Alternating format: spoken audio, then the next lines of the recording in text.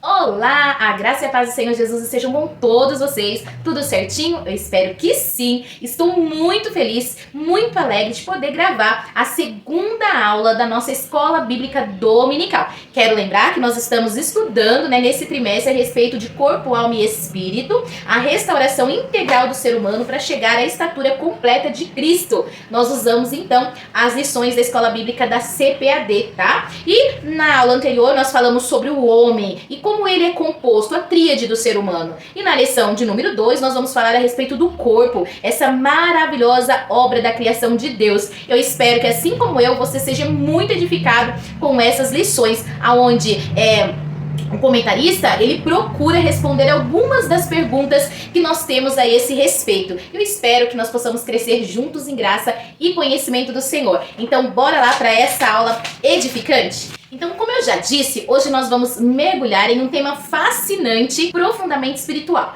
que é o nosso corpo e, como o título diz, a maravilhosa obra da criação de Deus. Nessa lição, nós estaremos levados a refletir sobre o corpo humano, não apenas como uma estrutura biológica, mas como uma obra de arte divina, planejada, formada e sustentada pelas mãos do Criador. Enquanto o mundo tenta explicar a vida com fórmulas científicas e teorias humanas, nós, como povo de Deus, cremos que o Senhor é quem nos teceu no ventre da nossa mãe e que cada parte do nosso ser foi planejada com amor e com propósito. E essa aula vai nos lembrar que o corpo é muito mais do que apenas matéria. Ele é templo, instrumento e testemunho para a glória de Deus. Amém? Então bora lá ler o nosso texto áureo, que está em Salmo 139, o verso 14, que diz assim: Eu te louvarei, porque de um modo terrível e tão maravilhoso fui formado. Maravilhosas são as tuas obras, e a minha alma o sabe muito bem.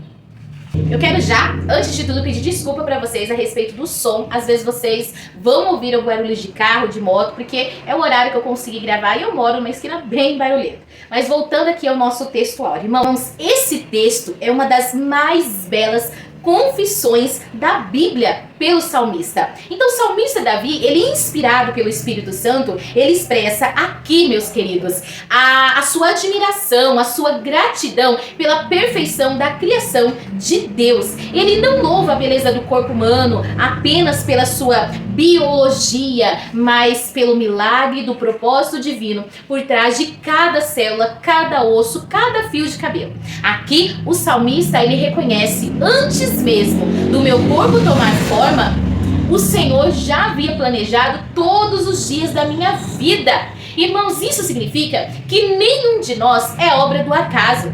Nós somos resultado de um projeto eterno concebido no coração de Deus. E aí nós podemos pensar sobre a nossa dignidade humana. Então, os versículos que nós lemos sustentam um valor inalienável de cada ser humano, independente das suas condições físicas, sociais ou cognitivas. Também podemos pensar sobre a apologia contra essa desumanização. Então, esse texto é frequentemente citado como argumento contra o aborto, contra a eutanásia, contra o racismo e todas as demais formas de desprezo pela vida, porque aqui o salmista exalta essa concepção milagrosa de Deus para o ser humano. E nesse texto também nós vemos a teologia da adoração, que é o salmista, ele louva e não se apoia em bênçãos externas, mas na identidade de Deus e no modo como ele o criou, constituindo então, meus queridos, um exemplo de adoração que é centrado no Criador e não na criatura. Olha que coisa mais linda!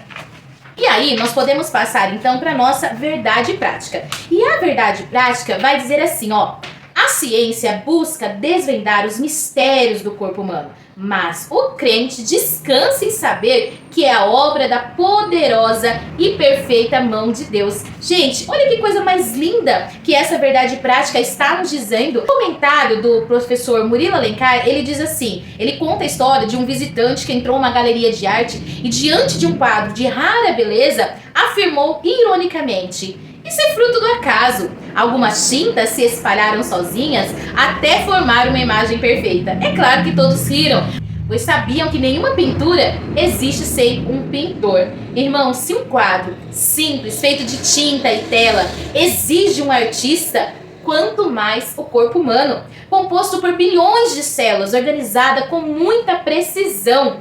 Como não acreditar em um Criador? Exige, irmãos, claramente um Criador. O mundo, ele está tentando explicar a vida pela lógica, mas o crente, meus queridos, como diz essa verdade prática, descansa na fé. Enquanto os cientistas buscam causas, nós adoramos o Criador. E como disse Stanley Orton na sua obra, a ciência descreve o que Deus fez, mas apenas a fé explica por que ele fez. O nosso corpo é resultado do amor e da sabedoria divina. E quando nós compreendemos isso, nós deixamos de viver para nós mesmos. E então passamos a viver para glorificar o Senhor como o nosso corpo, alma e também o nosso espírito. E seguindo aqui a nossa lição, nós temos a leitura bíblica em classe, que se encontra em Salmos 139, dos versículos 1 ao 4 e também os versículos 13 ao 18. E vai dizer assim: Senhor, tu me sondastes e me conheces. Tu conheces o meu assentar e o meu levantar, e de longe entendes o meu pensamento. Cercas o meu andar e o meu deitar, e conhece todos os meus caminhos. Sem que haja uma palavra na minha língua, eis que o Senhor tudo conheces. Pois possuístes o meu interior, entreteceste-me no ventre da minha mãe, e eu te louvarei, porque de um modo terrível e tão maravilhoso eu fui formado. Maravilhosas são as tuas obras, e a minha alma o sabes muito bem. Os meus ossos não te foram encobertos, quanto no oculto eu fui formado e entretecido como nas profundezas da terra. Os teus olhos viram meu corpo ainda informe, e no teu livro todas essas coisas foram escritas, as quais iam sendo dia a dia formadas, quando nem ainda uma delas havia. E quão preciosos são para mim os teus pensamentos, ó Deus! Quão grande é a soma deles! Se eu os contasse, seria maior número do que a areia quando acordo, ainda estou contigo. Que leitura maravilhosa! Irmão, se aprofunde nas leituras bíblicas, pois a leitura bíblica, a escritura sagrada, é alimento para a nossa alma e faz a gente crescer e muito. Bom, meus queridos, vamos aqui para a nossa introdução. A introdução, gostaria de ler aqui com vocês, vai dizer assim, ó. Há séculos, o racionalismo e o cientificismo procuram explicar a existência humana. Segundo seus propagadores, essas escolas de pensamentos teriam suficientes respostas para o homem em sua busca de compreensão da realidade. Apesar disto, razão e ciência não conseguem desvendar nem mesmo todos os mistérios do corpo humano. Como resultado, o homem pós-moderno vive uma grande crise de identidade. Somente pela fé e por meio das escrituras temos respostas sobre a nossa constituição e a nossa existência. Tá vendo porque é tão importante nós estudarmos as escrituras sagradas, lermos a Bíblia? Nós percebemos, irmãos, que o ser humano é um ponto culminante na criação divina, certo? E nenhum outro ser foi feito à imagem e semelhança de Deus. Mas a sociedade moderna, guiada pelo racionalismo e pelo cientificismo, tenta reduzir o homem a uma combinação de elementos químicos e processos biológicos. O racionalismo ensina que tudo pode ser compreendido pela razão. E o cientificismo, ele afirma que só é real aquilo que pode ser medido e provado em laboratório. Mas ambos ignoram a verdade espiritual revelada nas escrituras. A vida humana vem de Deus. A Bíblia revela que Deus formou o homem do pó da terra e soprou em suas narinas o fôlego de vida. Ou seja, o homem é o resultado da junção do físico com o espiritual, da terra com o céu. O corpo veio sim do pó, mas o sopro veio de Deus. Stanley Orton, ele explica que o corpo humano é sim uma moldura, onde se manifesta a glória de Deus. E nós, meus queridos, somos uma combinação perfeita entre a estrutura e a alma, que é criados para refletir o caráter divino neste mundo, ou seja, somos o reflexo de Deus, semelhança dele nesta terra. Então, meus queridos, para compreender essa verdade é essencial para restaurar a dignidade humana e o equilíbrio espiritual. Quando o homem esquece que foi criado, ele se perde tentando definir quem ele é. Mas quando reconhecemos o nosso Criador, descobrimos o nosso propósito, a nossa identidade e o nosso valor, tá? Vamos então para o tópico 1 aqui da nossa lição, que é sobre a maravilhosa obra de Deus. Vamos aqui para o primeiro. Do pó da terra. A nossa lição vai dizer assim, ó: em sua sabedoria e infinito poder, Deus fez o corpo do homem do pó da terra. Tá lá em Gênesis capítulo 2, versículo 7. Uma estrutura magnífica. composta, segundo estimativas, por cerca de 37 trilhões de células, tecidos, órgãos e sistemas, cujo funcionamento desafia a mais moderna ciência. No livro complementar da nossa lição, estima-se, irmãos, de mais de 100 trilhões de células. Isso é muito poder de Deus para a gente pensar, não é verdade? E a palavra de Deus vai dizer que então formou o Senhor Deus o homem do pó da terra e soprou nas suas narinas o fôlego de vida, e o homem foi feito alma vivente. Então nós podemos ver esse detalhe precioso. O texto não diz que Deus simplesmente falou, mas que formou o homem. Então o termo hebraico utilizado, meus irmãos, significa que ele moldou, ele esculpiu como uma arte. O mesmo Deus que criou galáxias com uma palavra se inclinou para o pó da terra e moldou o homem com as suas próprias mãos. O comentarista vai dizer que este ato mostra o cuidado pessoal de Deus. O homem não é um produto da energia cósmica, como muitos creem, mas fruto das mãos do sopro do Criador. Enquanto cientistas buscam vida em outros planetas, o crente encontra a vida na presença de Deus. A ciência moderna confirma que a Bíblia já declarava que os elementos químicos que compõem o ser humano, ou seja, oxigênio, carbono, ferro, cálcio, fósforo, são os mesmos que nós encontramos no solo da Terra. Literalmente, nós somos feitos do pó, mas é o sopro de Deus que nos torna vivos.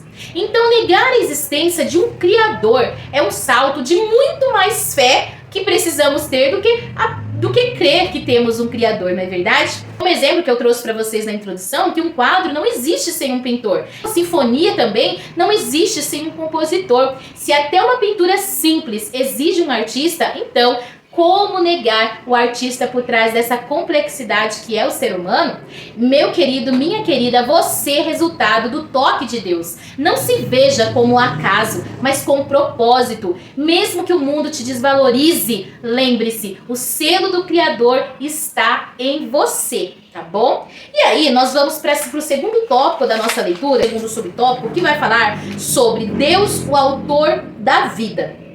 O texto de Gênesis, meus queridos, também revela que Deus criou a mulher a partir da costela do homem, né? Então, o homem e mulher são diferentes, mas igualmente maravilhosos. E foram formados com perfeição e propósito. Está lá no Salmo 139:13, que diz: Tu criaste o íntimo do meu ser e me teceste no ventre da minha mãe. A Bíblia, ela é clara. A vida não começa no nascimento, mas na concepção, tá? Então, no ventre, Deus já conhece, planeja e forma cada detalhe. Por isso, a vida é sagrada do início ao fim. A vida humana é uma extensão da vontade divina. Cada batimento cardíaco é sustentado pelo poder de Deus. Quem é o autor da vida é também o único que pode determinar o seu tempo. E isso nos leva a um posicionamento firme contra o aborto, contra a eutanásia e todo tipo de desprezo pela vida. Deus é o doador, mantenedor e Senhor da existência. Se Ele te deu a vida, é porque ainda há um propósito para ser cumprido, tá? Então é isso aqui o que diz o subtópico de número 2. Vamos então para o subtópico de número 3, que vai falar sobre a individualizada formação integral. Quero ler aqui um trechinho desse texto. Deus forma espírito, alma e corpo de cada ser humano, conforme ocorre o ato da procriação, que Ele mesmo estabeleceu pela união íntima do homem e da mulher. Está lá em Gênesis 4:1, Salmo 33:15, Zacarias 12:1, Isaías 57:16. Isso ressalta, então, mais uma vez, a grande perversidade do aborto e aponta para o sublime valor da maternidade, que deve ser cercada de cuidado e proteção e conduzida em temor, amor e devoção. Uma boa nutrição física, afetiva e espiritual deve começar desde o início da gestação. Tá? Então, pensando sobre essa formação integral do ser humano, nós podemos dizer que Deus não cria apenas um corpo, mas Ele forma também o espírito e a alma, né? É a tríade do ser humano que nós vamos estudar nas outras lições. O ser humano, então, é uma unidade tripartida, corpo, alma e espírito. Todos estes aspectos são igualmente importantes para o propósito de Deus. Então, quando a Bíblia diz que Deus teceu o ser humano no ventre da mãe, está dizendo que cada pessoa é uma obra personalizada de Deus. Nada é acidental. A cor dos seus olhos, a sua voz, o seu temperamento, tudo foi pensado com muito carinho. O ventre é o primeiro santuário da vida.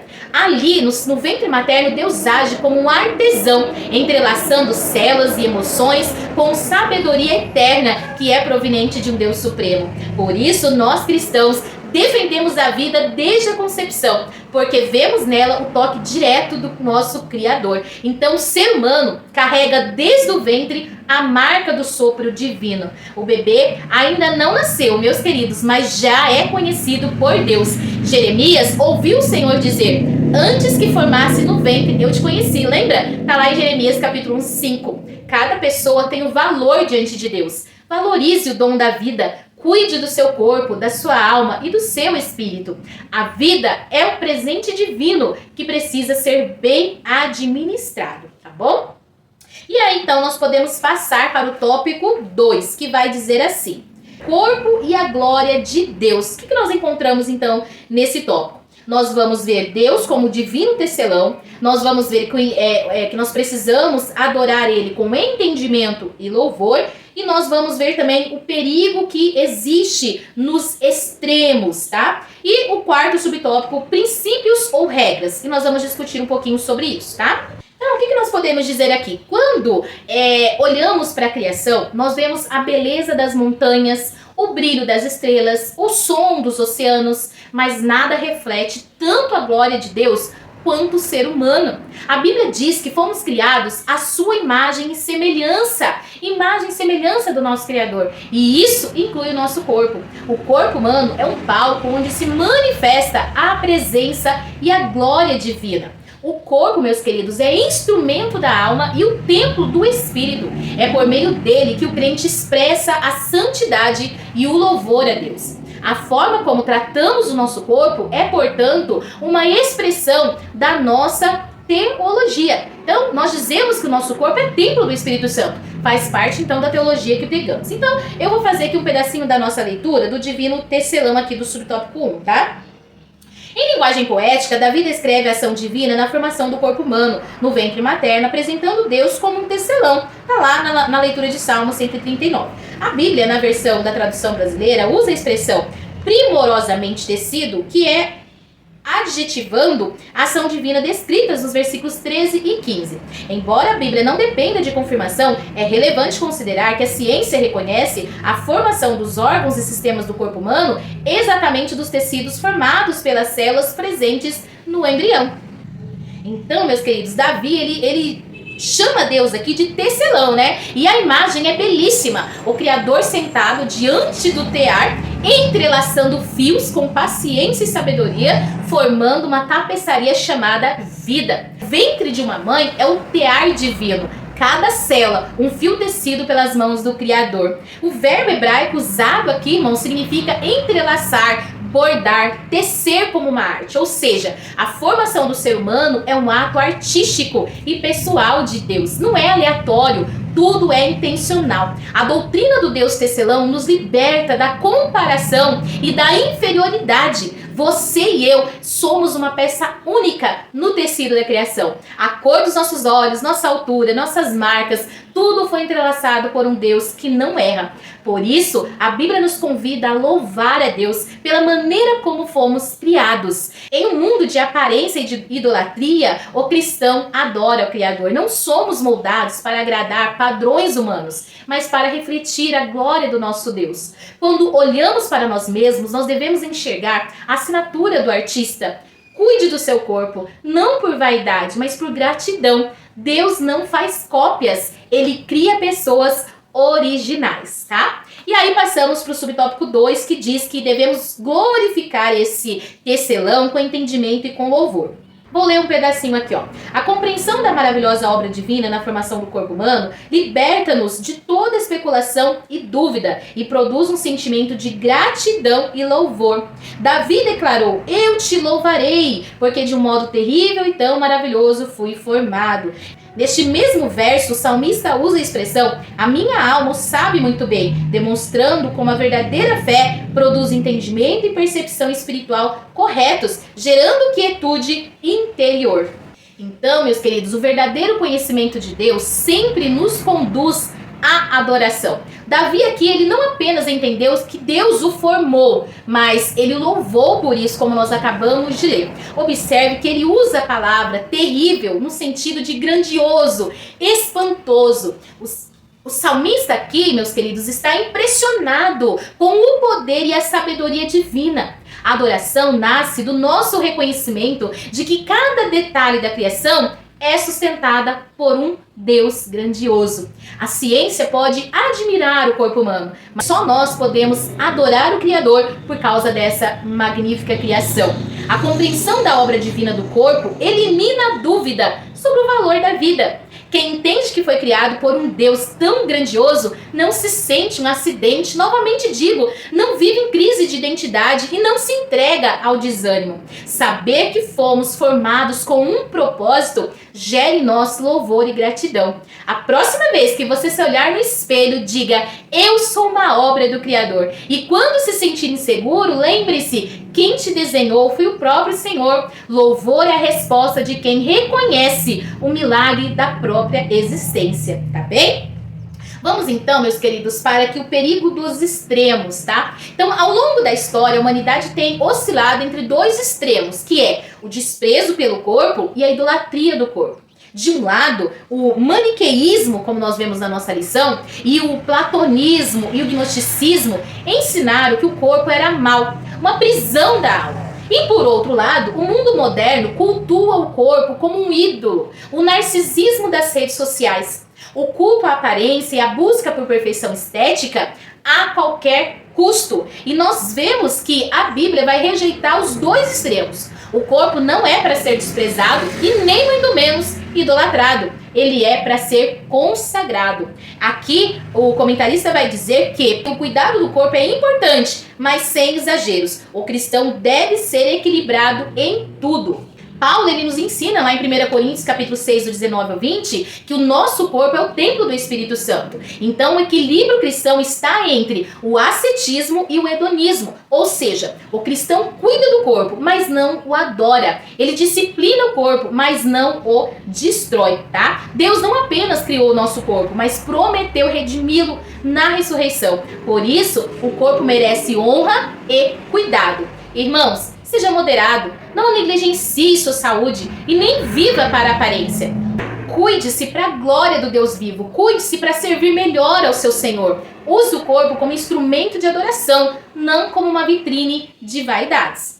Também no quarto subtópico vai dizer sobre princípios ou regras. O comentarista diz assim, quando falamos em corpo, temos a tendência de logo pensar em regras, mas o viver cristão moderado consiste, acima de tudo, na observância dos princípios bíblicos. Um deles é fazer tudo para a glória de Deus. Então, muitas pessoas associam o ensino cristão sobre o corpo a uma lista de proibições. Pode e não pode. O viver cristão não é guiado por regras, é guiado por princípios. Paulo resumiu tudo isso em uma só frase: quer comais, quer bebais, ou façais qualquer outra coisa, fazei tudo para a glória de Deus. Está lá em 1 Coríntios 10, 31. Então as regras mudam com o tempo e a cultura, mas os princípios, eles permanecem eternos. Então o princípio que deve reger a nossa conduta concernente ao que estamos estudando é essa pergunta: o que faço com o meu corpo? Glorifica a Deus? As regras, elas são úteis, mas os princípios revelam maturidade espiritual. Quem vive por princípios não precisa de listas, porque tudo o que faz é orientado pelo amor e pela consciência de pertencimento a Cristo. A verdadeira santidade, meus queridos, é mais que comportamento, é convicção. Deus não quer robôs obedientes, mas filhos que o glorifiquem em tudo. Regras sem amor gera apenas legalismo. Princípios enraizados no amor e na palavra geram comunhão e pureza. Pergunte-se sempre: isso edifica? Isso honra a Deus? Isso me afasta ou me aproxima de Deus? Quem faz essas reflexões vive em liberdade, mas também sem libertinagem, tá bom? E aí, meus queridos, nós então passamos para o terceiro tópico, que vai dizer a respeito sobre o corpo e a coletividade. Então, nosso corpo humano também é símbolo de uma vida em comunidade. Deus não nos criou para viver isolados. A vida cristã é relacional. como o corpo tem muitos membros que funcionam juntos, assim também é o corpo de Cristo. No primeiro subtópico vai falar sobre a prática relacional. E aí a nossa leitura, em Gênesis 1:28, vai dizer que não é bom que o homem esteja só, né? Então, vou ler aqui um pedacinho da lição. Não fomos criados para viver isolados, social ou afetivamente. Embora os recursos digitais tragam muitas comodidades para o homem moderno, o contato físico continua sendo essencial para a vida humana.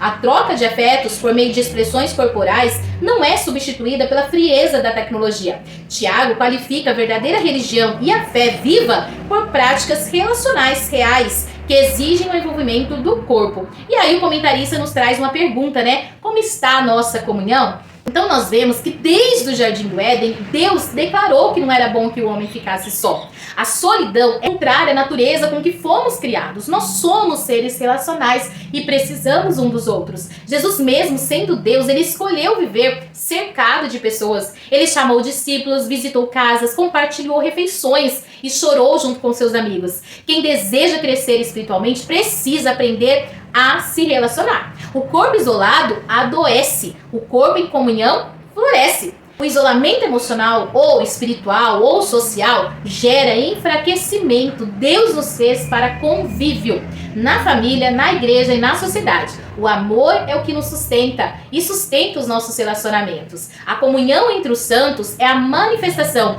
visível do caráter de Cristo em nós. Quando perdoamos e servimos e amamos, nós revelamos o coração de Deus. Então, participe da comunhão da igreja, ore com outros irmãos, compartilhe as suas lutas e também as suas vitórias. A fé que se vive sozinho enfraquece, meus queridos, mas a fé compartilhada, essa vai florescer, tá? E aqui no segundo tópico vai falar sobre a prática congregacional. Então, em Hebreus capítulo 10, versículo 24 e 25, o versículo diz, especificamente no versículo 25, vai dizer: não deixemos de congregar-nos como é costume de alguns, antes admoestamo-nos uns aos outros. Então, muitos têm sido seduzidos e enganados pelos falsos discursos dos que criticam a igreja como instituição, sugerindo o cultivo de uma fé individual ou meramente virtual. Sejamos sábios e prudentes. O movimento dos desigrejados é antibíblico e altamente prejudicial à verdadeira vida cristã. Então, meus queridos, nós podemos ver que o nosso corpo físico, ele participa do culto. Como? Com a nossa voz quando cantamos, com as nossas mãos quando aplaudimos ou erguemos elas, com os joelhos que nos curvamos, com os olhos que choramos. O culto, ele é integral, ele envolve todo o nosso ser. Nos dias atuais, muitos dizem: posso servir a Deus sem estar numa igreja. Você já ouviu isso?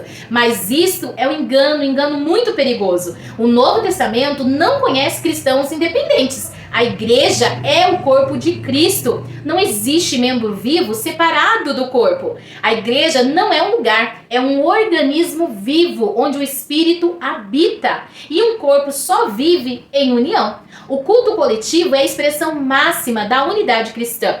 Reuniões online são úteis, meus queridos, mas nunca substituem a presença física e a comunhão real. No culto presencial, o Espírito Santo age de uma maneira especial, edificando uns aos outros por meio dos outros. Então, participe ativamente de uma igreja. Não seja espectador, seja adorador. Deus quer você presente de corpo e alma diante dele e junto da sua igreja. Bom, no subtópico 3, o comentarista trouxe para nós a respeito da tecnologia no culto. E eu vou ler aqui um pedacinho, tá? Eu vou ler aqui o último pedacinho do nosso texto. Os recursos tecnológicos da atualidade, como drones, telões, celulares e tablets, são muito úteis, mas se usados sem moderação, podem nos distrair ou deixar inertes no culto. Até a educação secular já reconhece os prejuízos desse exagero tecnológico. Então, meus queridos, nós vivemos em uma era digital. Celulares, câmeras, telões estão em toda parte. Mas a tecnologia, se usada sem discernimento, pode se tornar distração no momento mais sagrado do dia, que é o nosso culto. Enquanto o Espírito Santo fala, muitos estão mais atentos ao telefone do que à palavra. O resultado é um culto frio, superficial e sem entrega. Deus quer todo o nosso ser envolvido na adoração, mente, coração e corpo. O culto exige, meus queridos, presença integral. Não basta estar no templo, é preciso estar no altar. O uso excessivo da tecnologia no culto quebra a reverência e rouba o foco do que é essencial: adorar ao Senhor em espírito e em verdade. A adoração genuína é corpo, alma em harmonia diante de Deus. Quando adoramos com todo o nosso ser, o Espírito Santo se move entre nós. Então, meus queridos, desligue um pouco o celular e abra o seu coração. No culto, o foco não deve ser a tela, deve ser o trono. Deus busca adoradores que o adorem com o corpo presente e com o coração rendido. Amém? E é isso, meus queridos, nós chegamos na conclusão da nossa lição. E aqui na conclusão, o comentarista trouxe assim para nós: a verdadeira adoração ao Criador abrange a integridade do nosso ser, o que inclui todo o nosso corpo. Está lá em Romanos 12:1, 1 Coríntios 6:20. Reconhecer-se como obra das mãos de Deus leva-nos a render a sua soberania e permanecer confiando em seu eterno poder. Que saibamos possuir nosso corpo em santificação e honra.